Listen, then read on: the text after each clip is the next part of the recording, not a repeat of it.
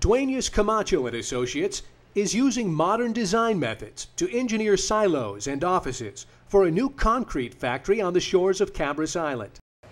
Taiwanese-backed firm Cementon broke ground in February, and their facility will be built to withstand the elements.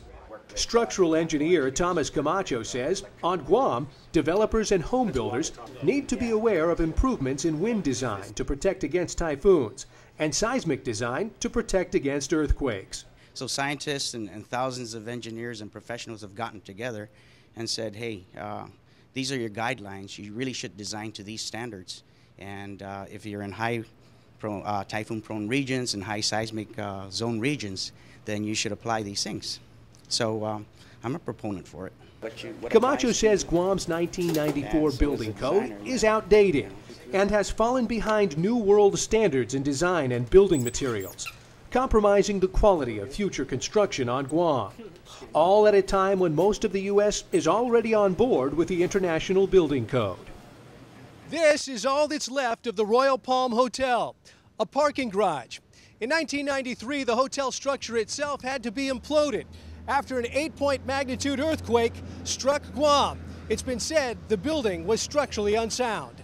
A year ago, Adelup signed the International Building Code into law.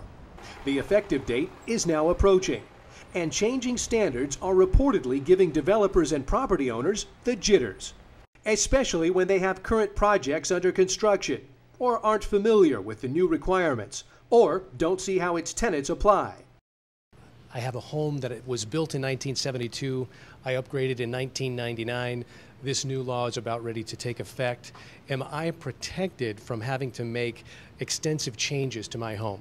Yes, as I understand it, that you are. There's been talk about fire sprinkler systems required for residential units. So if you're not doing significant upgrades to your residence or building, then you don't necessarily have to comply with that provision of the new code.